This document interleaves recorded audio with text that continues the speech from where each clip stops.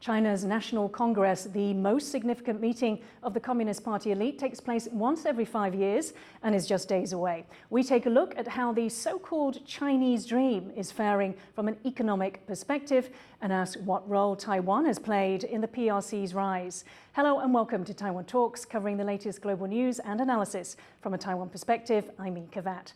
Joining me in the studio to discuss this are Wang Jianquan, or Jessie Wang, Vice President of the Zhonghua Institution for Economic Research, specializing in industrial economics and policy and economic development, and Roy Lee, Deputy Director of Taiwan WTO Center, also from Zhonghua Institution for Economic Research. And our political editor, Rath Wang, speaks to Ho Feng Hong, Johns Hopkins University Policy Economy Professor, Chair of Sociology and Advanced International Studies, and Editor-in-Chief of Asian Perspective. Now, in 2012, Xi Jinping set out two centenary goals for 2021 and 2014 to achieve what he called the Chinese dream of the great rejuvenation of the nation.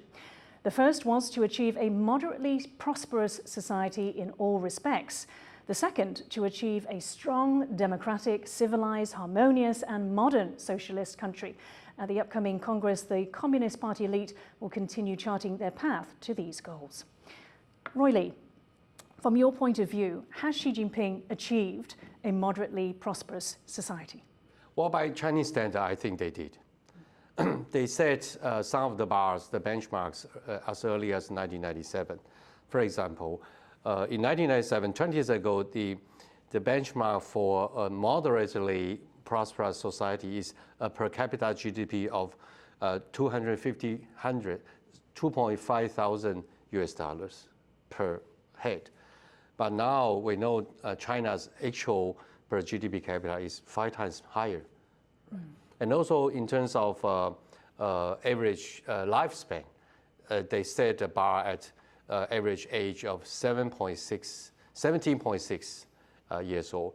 But by 1918, they have already exceeded that number. The average life expectancy is already reaching over 80 years old. Mm. So by all these standards, of course, China has achieved their first centenary objective of a moderately prosperous society. But when we talk about a prosperous society, there are other dimensions. For example, social participation and also poverty alleviation, other benchmarks that we should be looking at. Mm. From Taiwanese perspective, we're also looking at the distribution of wealth and also the distribution of income. Mm. So I would say, as conclusion, I think China did, by their own benchmarks, achieve their first centenary goal of a moderately prosperous society, but there are challenges remain. Mm. Jessie Wang, do you agree with that? So China set the goal from a Chinese standard as opposed to an international standard? Basically, I agree with Roy because depends on what kind of a definition.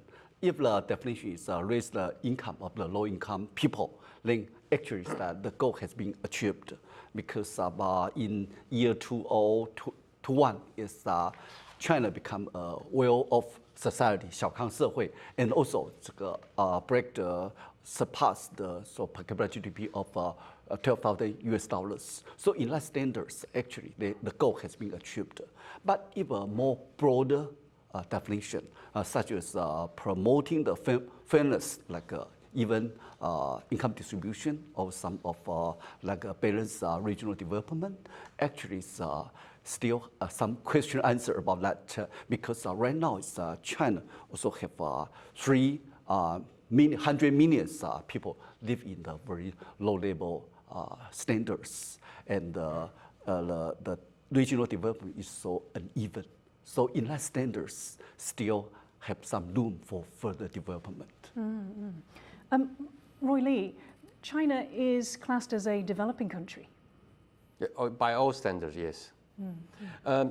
For example, as Professor Wang just mentioned about the level of poverty and the efforts China has been pursuing in alleviation all these people living in poverty, their standard of moving out of the poverty lines is slightly lower than international recognized standards.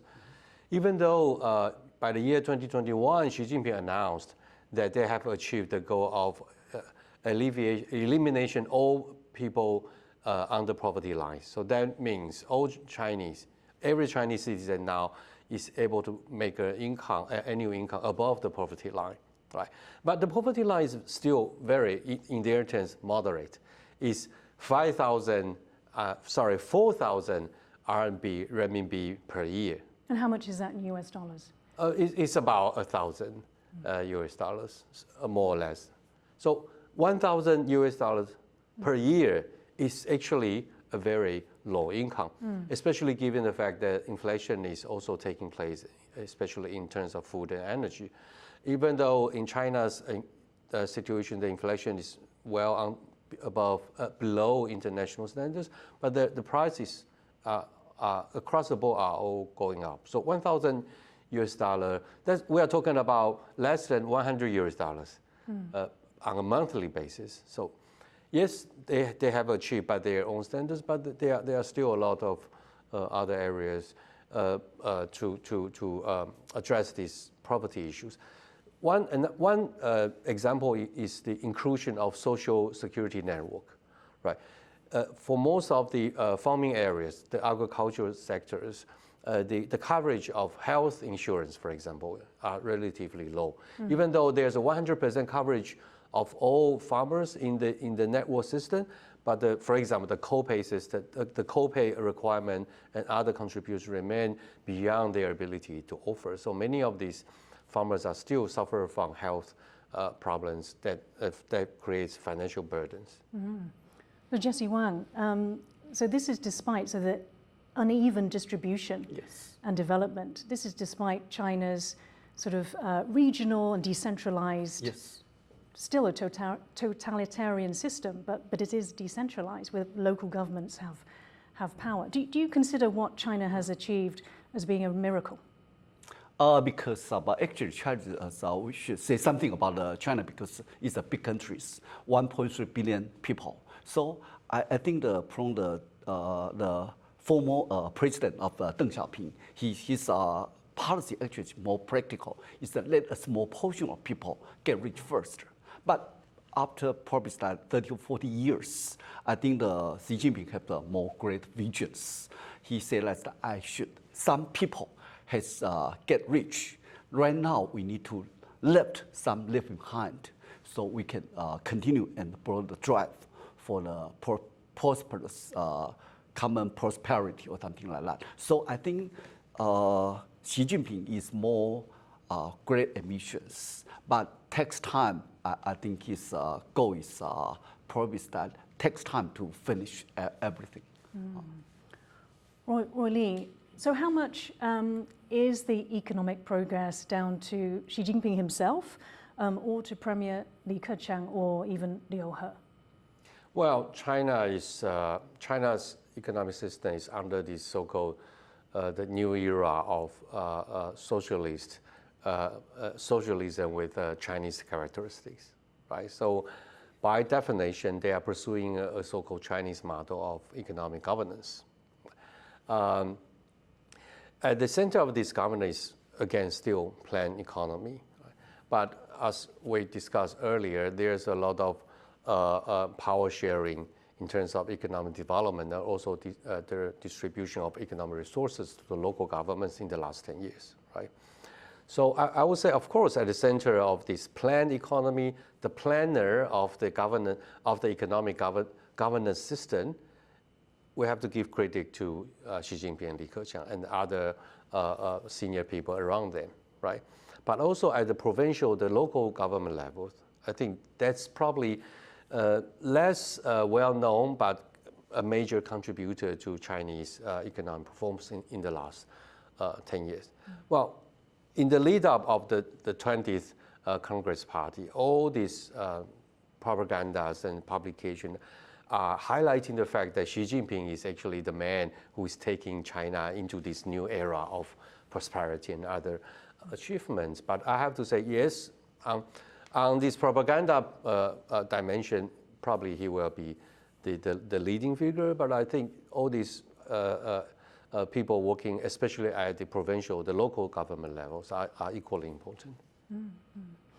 Jesse Wang, would you agree with that? I think because Xi Jinping actually in China's governance situation is that Xi Jinping actually is a predominant situation. Even though there is some division of labors between the like Liu He, Li Keqiang, or some with Xi Jinping, but actually they are assistant to the Xi Jinping. And also, Lois just says that the local government actually play a very powerful situation because some of the big cities like Shenzhen, like Shanghai, actually is that their mayor or their director actually also very dominant. And so this is a central and local government's division of labors. Yes. And also foreign investments, right? Because until to date, foreign investment, including investment from Taiwan, plays a major role in China's export-oriented sectors, especially for the manufacturing sector. Look at the top exporting companies in China. The top 10 exporters in China from the manufacturing sector, 6 of them are Taiwanese electronic contract manufacturers in China, right? So the contribution of foreign investment in the last 10 years actually also play a critical role in underpinning China's economic performance. Probably we need to ask a hypothetical question, right? If it is not Xi Jinping but someone else, or it is a different economic governance system, will China be able to achieve this performance, right? We will talk about foreign investment, especially Taiwan's, later on in the show. Could I turn now to the second centenary goal, which is to achieve a modern socialist country? How well, Jesse Wang, how well does the economy need to perform to achieve this goal? I think as I just said, is that because Xi Jinping has a more great vision and great intention, but he takes a more drastic method because the first one he took is crack down the monopolies, but probably is that allow some of the platform workers to enter the market with equal opportunity, but also they have some side effect because probably cause some of loose employments and some like turmoil in stock market. And also the second his method is to like just some public goods provision like entertainment, education, and also the housing real estate market. He said that he cannot allow the open market operation because this is a public goods. Government has a law to provide some of basic service and abundant service. But this also, because it takes time, because some of market reform takes time, industrial reform takes time. And so, but right now has some side impacts. For instance, like cause some of unemployments and also some of housing bubbles. Actually, housing bubble will damage domestic consumption. So right now is that I think it's in transitional periods. Even though he has a great attention, but I think still take time to observe, to evaluate his effectiveness to achieve a more socialist economy. But I think that Xi Jinping has he says that this is a stage goals. It's a short run and long run. In short terms, that he want to achieve solid progress in attaining common prosperity by year 2000 to year 2035. But they was just achieve the goal by the year 2050. So it's a long run project, probably take more time to observe his effectiveness. Roy Lee, so a long-term goal, 2049.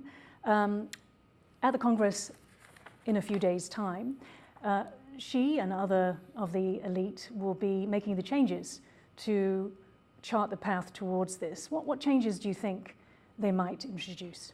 Right. So we are talking about in the next 23 years that China is going to achieve this goal of strong, modern, socialist country. Right.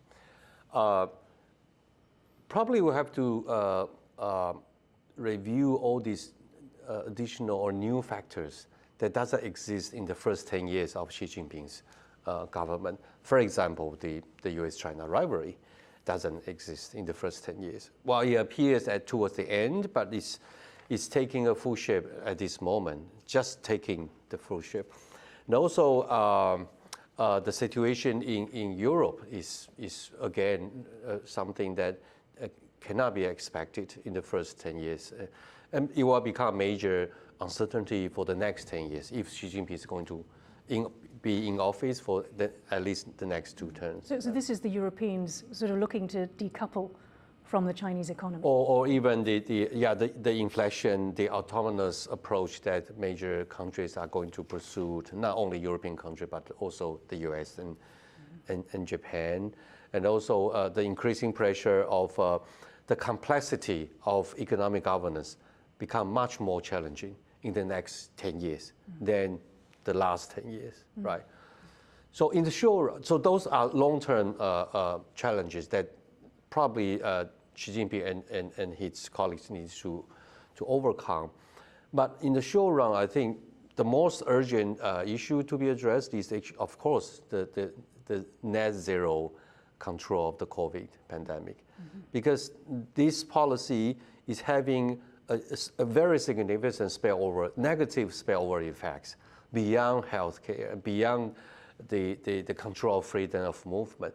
It has an impact, direct impact on attracting investments. It has an impact on undermining the confidence of a society in terms of economic activities. So that's probably something that they probably have to come out with something to address this. Okay, and we will go into that in a lot more detail later on. Now, Xi Jinping would have hoped the year leading into the 20th Chinese Congress would be a strong and stable year for China, and yet from COVID and power crunches to the Ukraine war, 2022 has battered the Chinese economy. To find out more about these headwinds, our political editor Rath Wang speaks to Johns Hopkins University professor in policy economy and editor-in-chief of Asian Perspective and the author of Clash of Empires, From Chimerica to the New Cold War.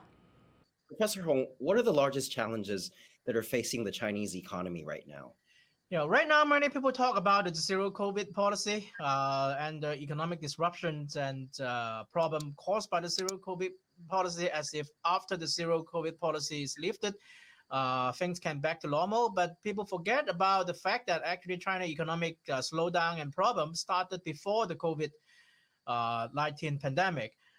It all started with the 2008 global financial crisis, and then China engineered a very successful bounce back, and through a kind of aggressive financial, monetary, fiscal stimulus. But the hangover of this stimulus is that many local government or local government related enterprises, state-owned enterprises, and politically well-connected private enterprise, they are all living on huge loans to keep expanding by getting loans from the bank. And so they're heavily indebted. It is not external debt, but it is internal debt, very much like Japan experienced in the 1990s. And this kind of a debt overhang is a kind of a long shadow cast on China's economy. And then the slowdown of the economy started around 2011. You look at the data, you see that before COVID, then China has been struggling, and then this property bubble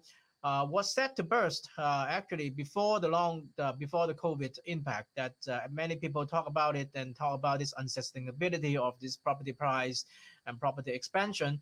So this is this structural problem that troubled China before the COVID, and even the Chinese government is recognizing that this demographic shift of China, that China is going to face a kind of a very imbalanced demographic structure without sufficient young labor, and also and at the same time there's unemployment of the highly educated university graduates in big cities. So even when the zero COVID fade out, and now it already showed that the China export has been slowing because the global demand for China goods has been slowing. So the economic challenge and all this problem is going to linger on for a longer time, that there is no easy way out. Given that it's a long-term problem, what solutions do you think, or what is there a solution in this case? Yeah, that actually, this is a very typical, what they call now is a middle income trap, but it is more like kind of a industrializing latecomer after the economy attained industrialization and strength in the export sector, that they need to find a new kind of a motor of growth after the first stage of the industrialization is done. And you And see it as a repeat of Japan, kind of. yeah, Japan is one very good example, and actually, South Korea and Taiwan all experienced this after their first stage of labor-intensive industrialization. The Japan problem is that it rely on kind of a bank loan to keep the unproductive and unprofitable firms afloat for too long, and then they become zombies company, and then they are not dying, but then the economy lack energy. And China is the same, that they use the kind of a state bank to give cheap credit and cheap loan to all these unproductive state companies that waste a lot of resources, and so they stay alive, and then there's low big economic crash, but then the economy lack energy. So one solution, of course, is a kind of financial liberalization to loosen up the financial sector so that the bank can be more thoughtful in giving out loan to only productive and profitable enterprise, so that the unproductive ones can go out of business. That was our political editor Rath Wang speaking to economics expert Ho Feng Hong. The Chinese economy narrowly missed a contraction in the second quarter. Its growth outlook has plunged to little more than 3%, down from 8% last year, and the Chinese yuan has devalued to a 14-year low. Roy Lee, on top of that, China's growth outlook has dropped to below the rest of Asia for the first time since the 1990s. How significant is this? What's your assessment of the health of China's economy?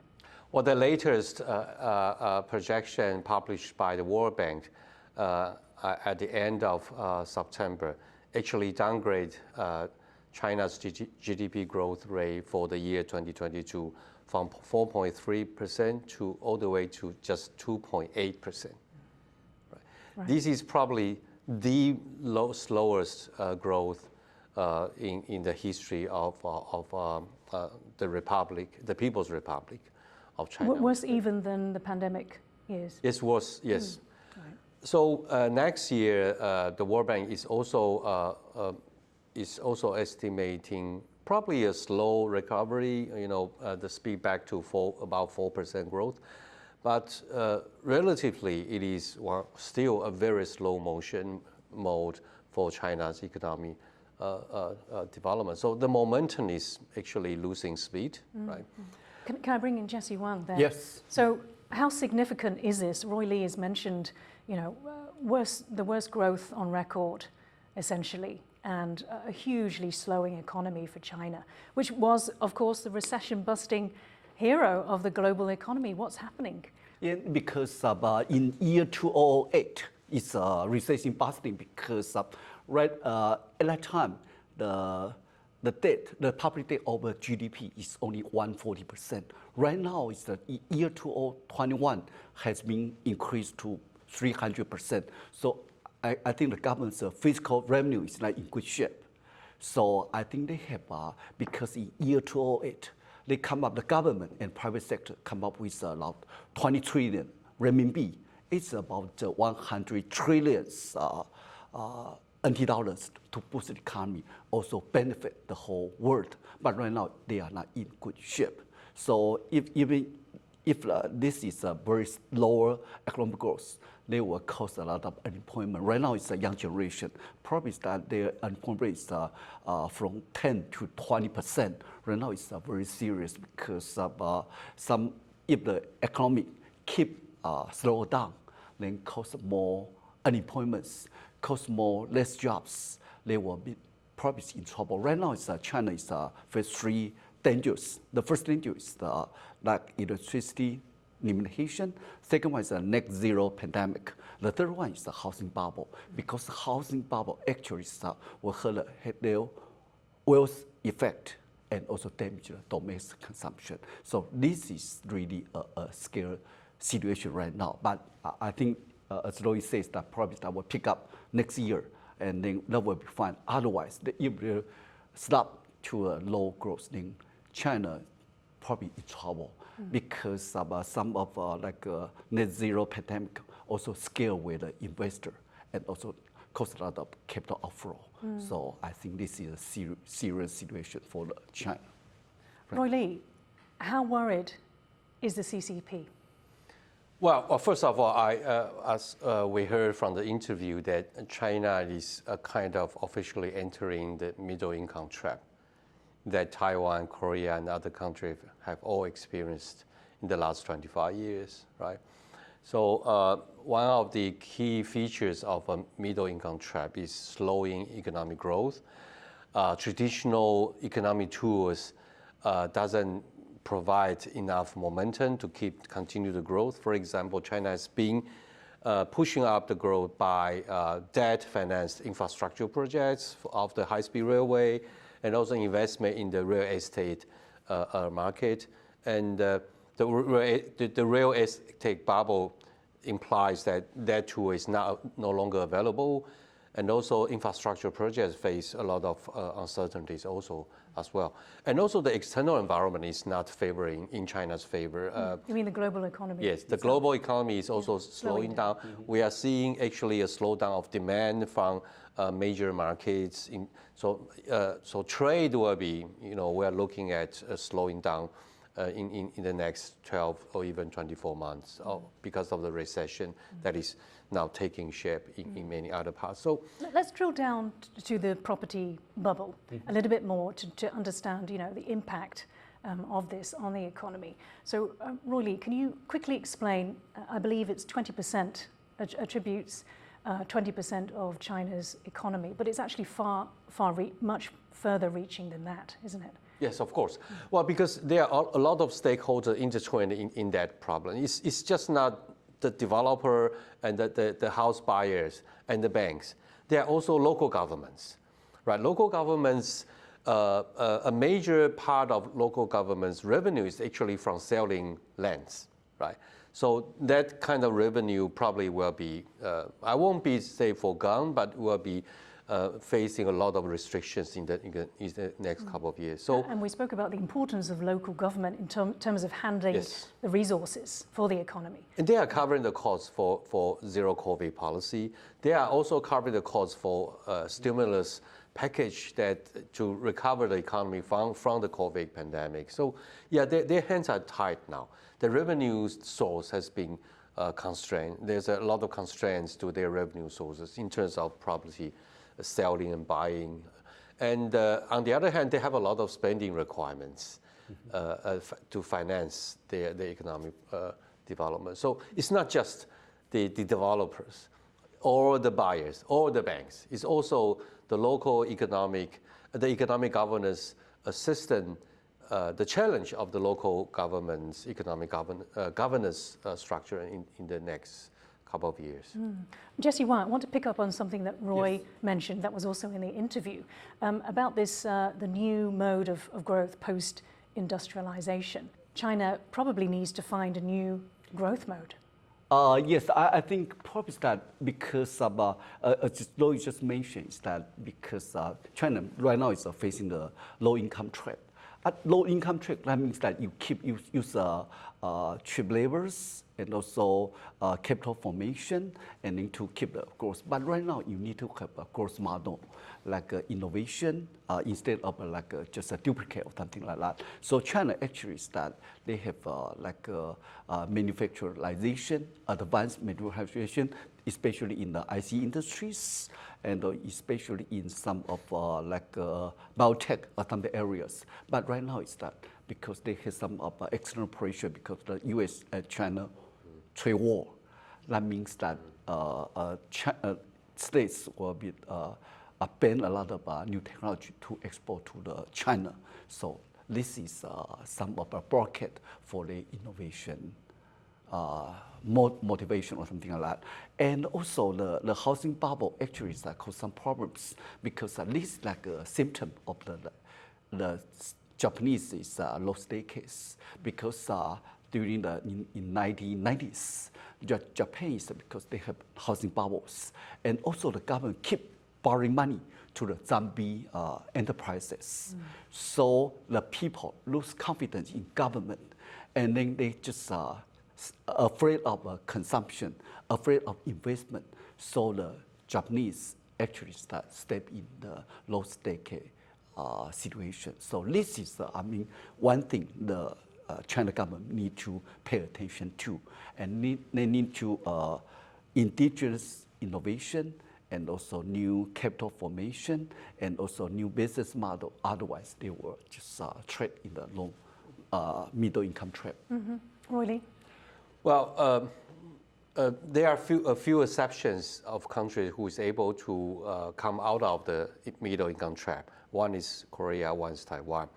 And one common element that Taiwan and Korea is able to find a new development or growth model is actually working with international partners, especially access to technology transfer from the United States and also international investment capitals. Which you say is being blocked now Yes. from that's the right, US. So this is hindering Yes. China's development at this crucial stage. Absolutely. So China will find it increasingly difficult to work out a model that is just China being the center and with a much more limitation for China to access to international collaboration and resources. And that's I think will be, I fully agree with Professor Wang that will be a major constraint that China faces. Roy Lee, a few years ago, most analysts would say that China was going to overtake the US to become the world's #1 economy. Now there's an increasing number that's saying maybe it won't. What's your view? Well, first of all, if China did surpass the US in terms of overall GDP, it's not surprising. China is a much larger country in terms of population, right? So in terms of at the aggregate level, China has a larger economy than in the US. So its GDP per capita would only need to raise That's right. proportionally a little bit for it to surpass Yes, the US. but the key is first of all, what is the GDP on a per capita basis, right? The population of China is about 3 to 5 times larger than in the US. So in a per capita basis, China's GDP is just 25% or 30% of that of the US. Still very lagging, much room for improvement. But the key is the projection of China taking over the US is based on the projection that China will continue to sustain a growth rate about 5%, somewhere between 5 to 10% in the next 10 years, let's put it this way.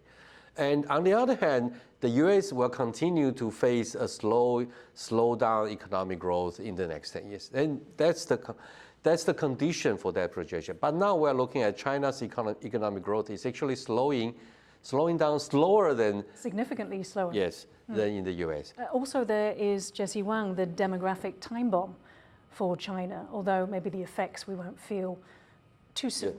But there have been some estimates that the workforce could shrink 15% over the next 15 years. That is because of a so-called population bonus has been diminishing. So I think that if China want to surpass the states, it need to have a new growth model because of use labor-intensive technique doesn't work. So you need a new growth model. For instance, like South Korea, how can they achieve the high-level income country? Because they have a branding, and also they have a big conglomerate.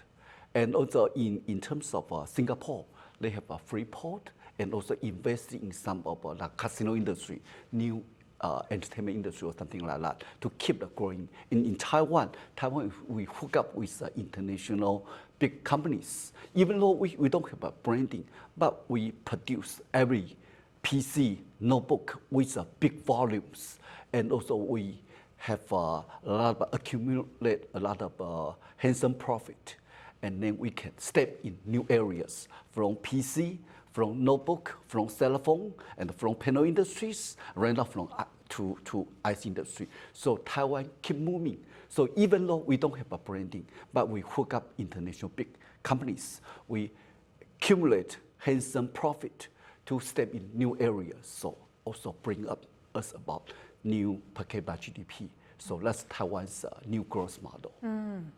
We'll talk about Taiwan's transition in the final part, and that is fascinating in terms of the relationship between the PRC and Taiwan.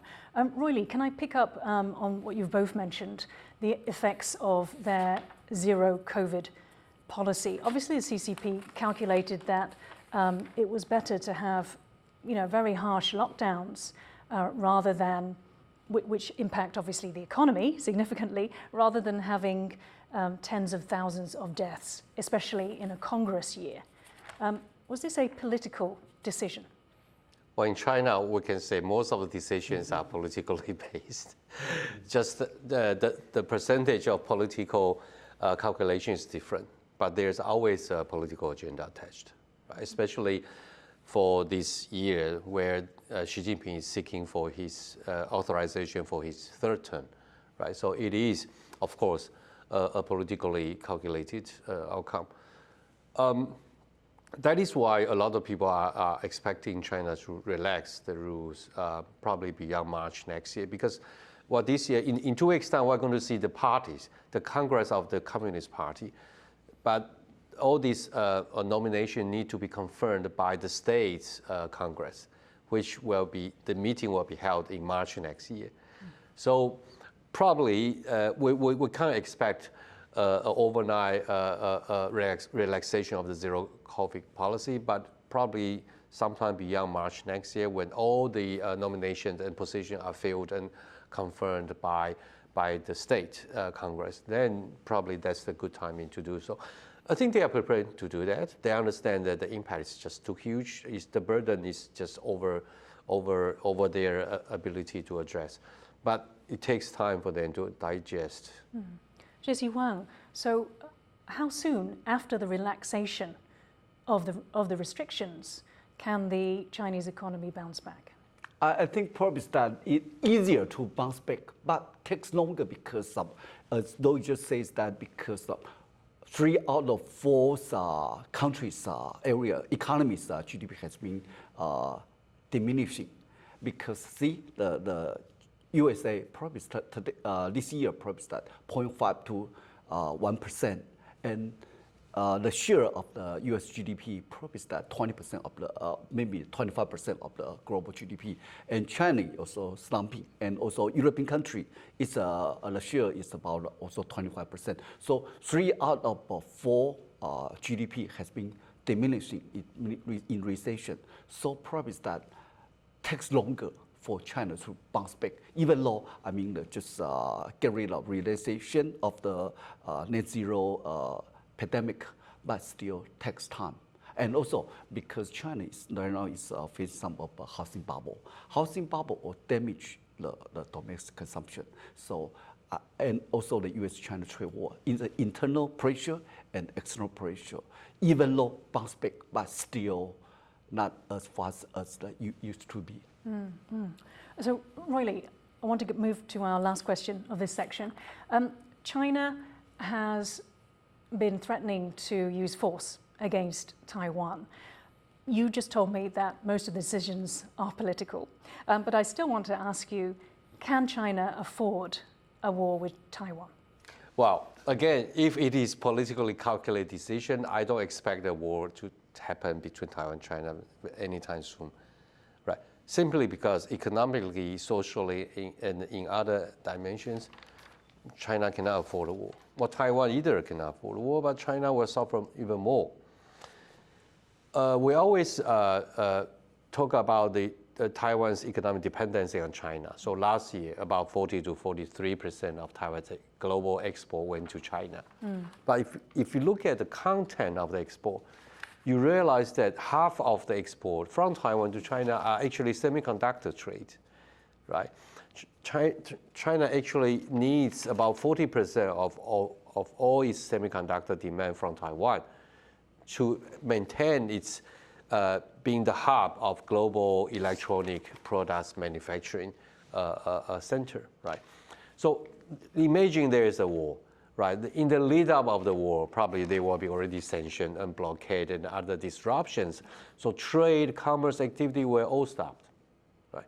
And that means probably zero semiconductor that is coming through from Taiwan to China. But China makes its own semiconductors. Yes, that's right. But China's domestic capacity only can meet the demand of its industry up to about somewhere between 17 to 20%. So that means China at this present day needs to import at least 80% of the semiconductors just to meet the demand from their manufacturing sector.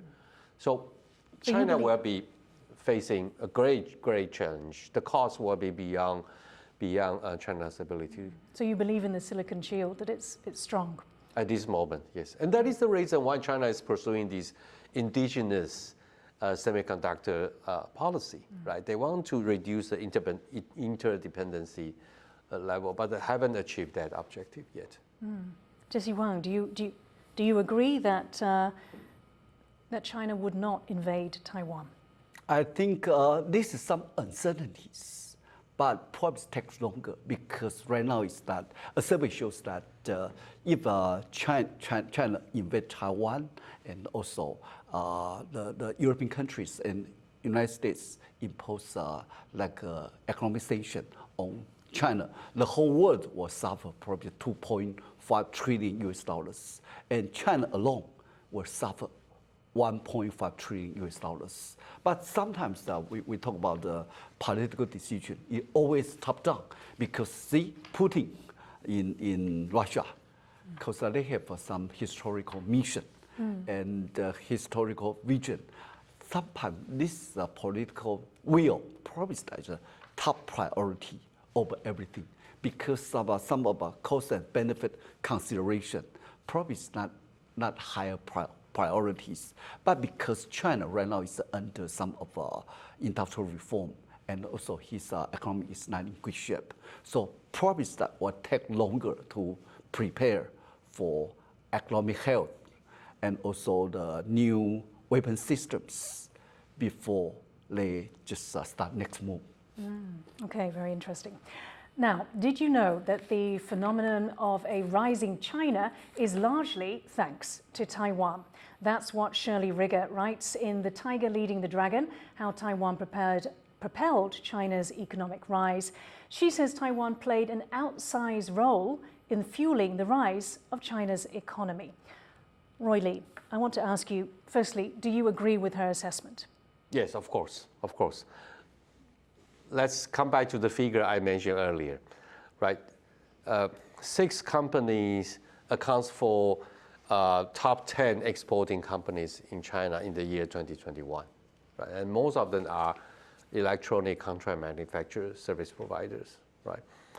So Taiwan definitely plays a central role in facilitating China's economic growth, not only in the sense of investment and capital, but also in terms of technology transfer, management know-how, learning process, and other. This is still ongoing, or was this something from decades ago? It's scaling down now.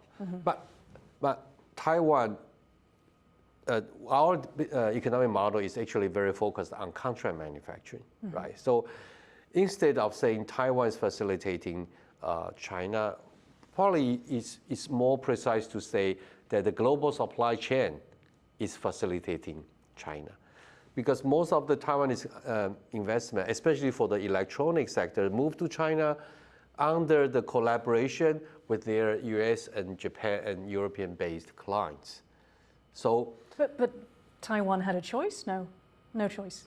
Well, at that moment, it's a consensus between the clients and the contract manufacturers that especially after China became a WTO member in 2001, that is the most advantaged place to go, right? So, what Taiwan did have other options, but and the reasons for that, sorry, it was advantageous because of the a lot of cheap incentives from the governments at central and local levels.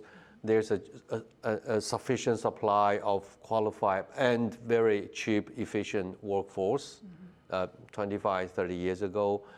And then there is this hope at international community that China will continue to pursue this open and reform agenda for the foreseeable future. So, and China's middle class is growing. So it's a mixture of all these positive elements vis-a-vis other possible options that demonstrated and showed to all these global supply chain participants that China is probably the most suitable place to go 30 years ago. Jesse Wang, Taiwan obviously benefited from this. It wasn't just China. Can you tell us about how Taiwan benefited? I understand it was the shift, isn't it, from low value manufacturing to high. Because Taiwan uses China as a manufacturing base. And also because in Taiwan we produce probably 10,000 PCs, but we move to China, we can produce probably 10 million or 100 million of PC. So we achieve economic scale. And then we generate a lot of profit. This handsome profit allows Taiwan's firms to move on from PC, notebook, cell phone, panel, and IC industries. So I think Taiwan benefit China. China also benefit. But one thing I mentioned, because Taiwan actually made tremendous benefit for China because of Taiwan, actually, Foxconn alone provide 1 million jobs for the China. So this is because of Taiwan actually totally create probably 60 million, maybe 6 million to 80 million of jobs for China because of this is from the early ages. I think that China does benefit from Taiwan's labor intensive production techniques. And besides, because Taiwan's manufacturing techniques is not as advanced as Japan, but Taiwan's management tech actually suitable for China and to catch up with Western society. Besides, I think Taiwan, because we are loose in protection of intellectual property right. We get the intellectual property right from the states or from the European country, but lose protection of intellectual property right. So move on technology transfer to China, and China can catch up with Western society. So see, from the agricultural technologies to the LED industry to the panel industries, everything move on to China. Actually, China benefit from Taiwan's technology transfer and lose intellectual property right. Fascinating. Roy Lee, could economists have predicted that this would happen, that China would have moved from being, agrarian economy to basically becoming potentially the world's #1 economy? Well, I think that's part of the prediction 35 years ago when major countries, including Taiwan, decided that we're going to engage with China economically with the view of changing China in many aspects and, bringing China into the international economic order as we understand it, right? So in the process of this, at some endpoints or at the end of the day, of course, China benefits greatly from this greater or even global collaboration network, right? But I think the prediction comes with condition. They expect China will become a democratic society and reach a democratic society, right? So, but at this moment, we are seeing just half of the condition that has been achieved, right? It is becoming richer, but it is not turning into a democratic society. Yeah, so what they couldn't have predicted was the threat that China would pose. Well, they expect China to become a democratic, more liberal, rather like Taiwan. That's right, respecting human rights and other things. I think that's the assumption 30, 40 years ago. But, I would say it's a great experience. But in some part of experience, we failed, right? The outcome is not as we expected 40 years ago.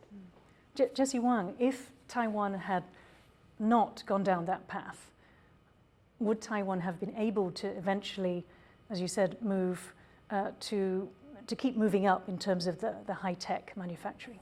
I think in terms of IC and the electronic sectors, I think Taiwan use China as a hinterland to realize economic scale. So that means that we can match up with international big enterprises.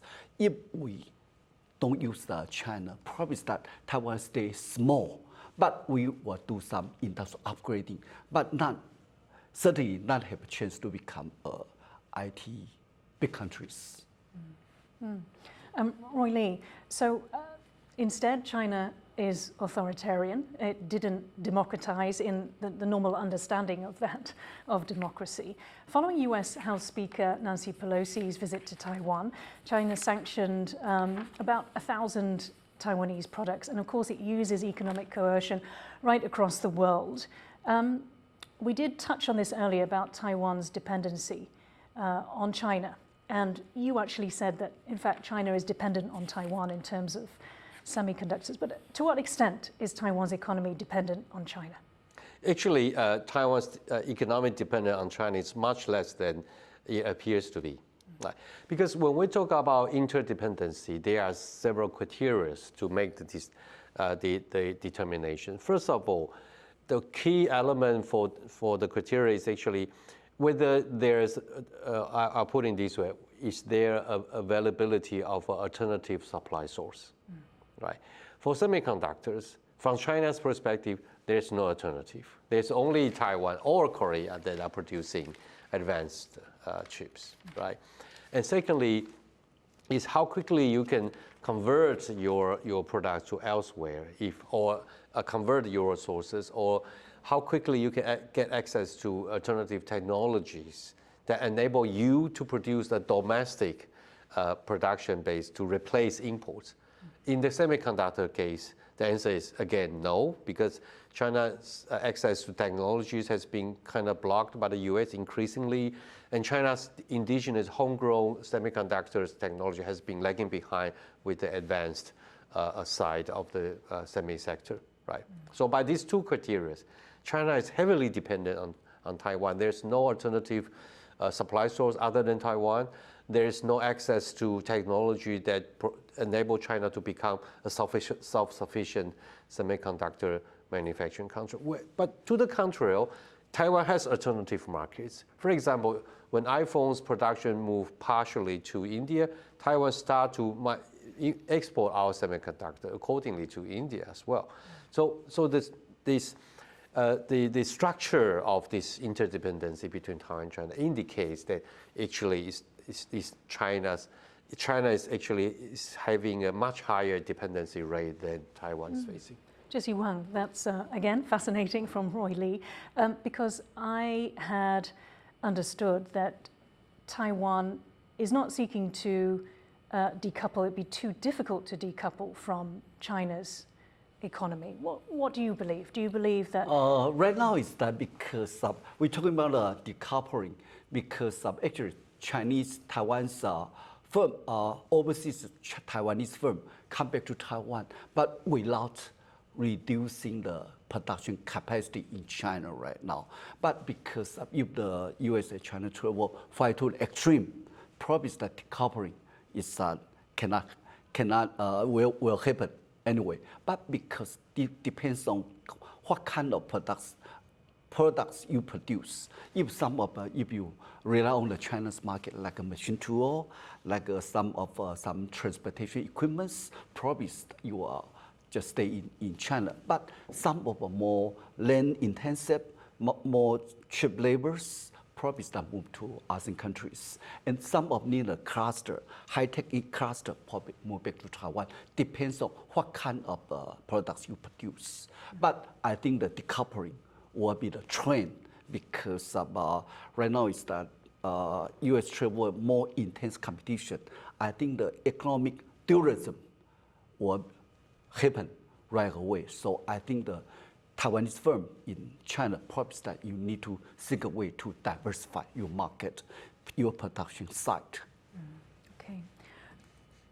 Roy Lee, there's been a recent CSIS survey which was conducted in the run-up to Nancy Pelosi's visit, and it found that a quarter of Taishan, which is Taiwanese businesses, overseas in China have already relocated their production or sourcing elsewhere, and a further third were considering it. And this is because they have a crisis of confidence in the Chinese business environment. What sort of impact would this have on Taiwanese either coming back home to Taiwan or moving to other parts of Asia? What impact on the Chinese economy? Well, looking at the data available now, we understand that there's a huge number of Taiwan investment returning, not necessarily bringing the capital back to Taiwan, but they are reducing their outbound investment, so many future investment stays in Taiwan, right? But for new investments, most of the Taiwanese factories or companies are moving to increasing ASEAN countries plus India, right? For China, I think they should be looking at the bigger picture, because this migration of Taiwanese investment is not an isolated case. Many of the European companies are also reconsidering, and the US-based companies are also. So I think at the macro level, I think China is facing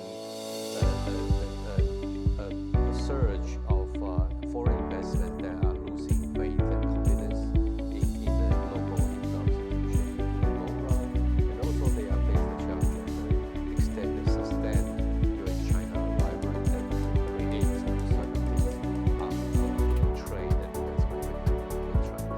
So I would say yes, the impact. If you look at the Taiwanese case, the impact seems limited. But if you look at the bigger picture, Taiwan is not the only foreign investment that is considering phasing out.